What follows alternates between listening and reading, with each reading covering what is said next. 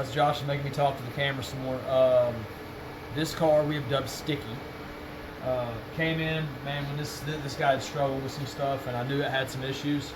When he rolled it off the trailer, it had this weird dead misfire top sounding deal. 2200cc injectors. I was honestly ignorant of the brand. They were clean injection. There's a lot of guys popping up that are legit now.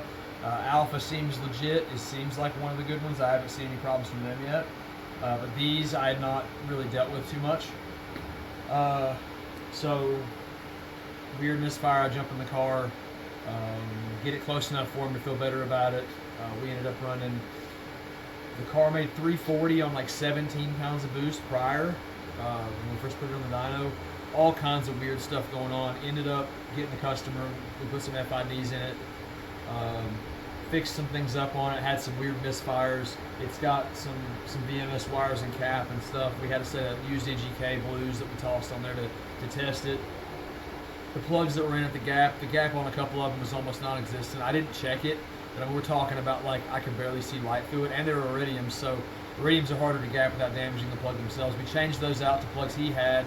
They'd been wet before, but I was trying to save him some money. It ended up misfiring. We ended up changing with a set of our plugs, and we got the misfire for the most part gone. Ended up having a couple of more issues toward the end. We ended up stopping at, I believe, 419. Could have and should have made some more power, to be honest with you. Kind of had to cap it because as we turned it up, and this happens a lot of times, as you make more horsepower, the problems just get worse and worse. It starts to show itself, especially ignition problems, things like that. Didn't pull the cap off the distributor, didn't want to just rack up time. Time is money. I didn't want to try. I try to do as much stuff within a budget as I can and affordably, and sometimes it's just not practical. So we didn't really dig into that. He didn't really want to put any more money into it anyway. We did end up putting boost control in the car, so our Mac noise and stuff like that. We use all, U.S. based, not Chinese source stuff when it comes to that, because the knockoffs that I can make more money on selling knockoffs, but by the time I do, I have to send the guy 3 solenoids to get one that works, and that really stinks. So soldered in his ECU components, got that all knocked out. Ended up making 419 on 22 pounds, which isn't great, but isn't bad. Car peaked early on the power band. It had a little bit of a misfire up top. Supposed to have Edelbrock cams in it, so we ended up signing off at 8100 RPM, and so it definitely had some issues up top. If he cleans up some stuff, he should make quite a bit more horsepower. I'm hard on people, and I feel bad sometimes because it's like kind of throwing these guys' shortcomings out in the air, but we all have to chase. I've got guys that come in here with Haltex and baller turbos and sleeve blocks built by the best guys in the world, and they have problems too. I do all my own stuff on my car. I have problems too. Like the good days are few and far between, and a lot of times you strap this thing on the dyno and we control all the variables. You start to see all those problems. Overall, pretty happy with the car considering the situation. Hopefully I can see it again. We can make a lot more horsepower next time.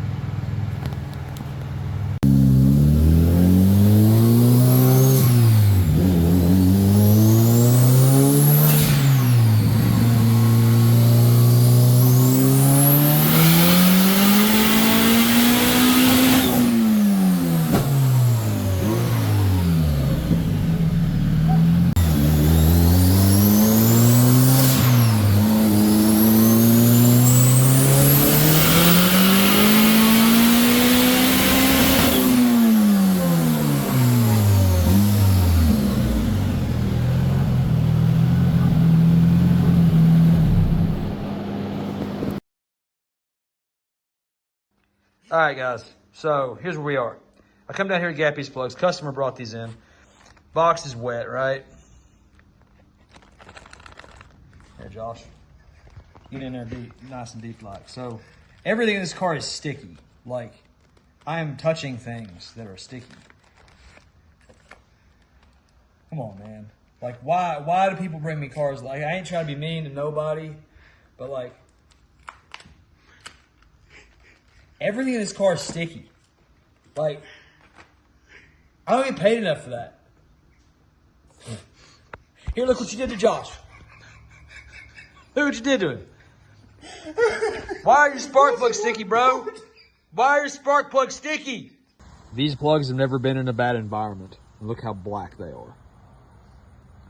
Inconsistent timing mark like that one is super soft on timing. See the timing strip. Not that the timing doesn't matter to me. It's the fact that they're black. They're black. Look at that. They are literally black. Like I can see they're still, when I first pulled them out, they were still wet, like from moisture. That's not how this works. These guys should look perfect.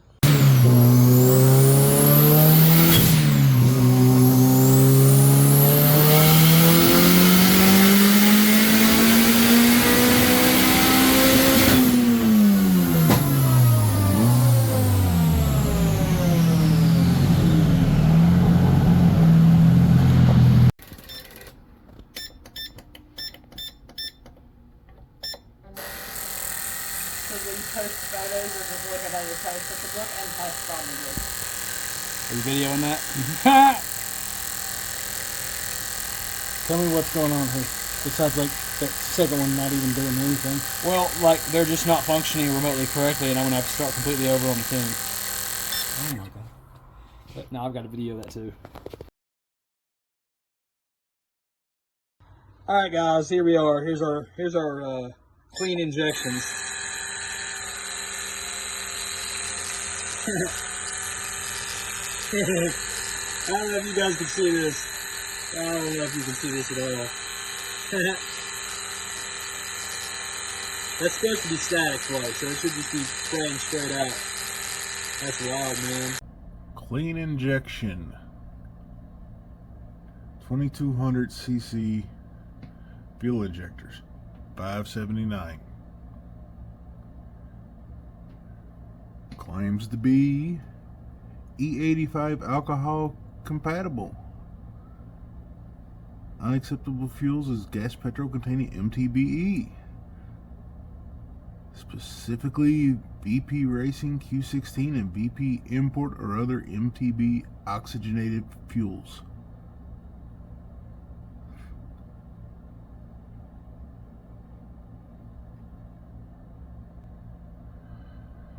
From our page, 2200 cc Bosch FID fuel injector development, $600.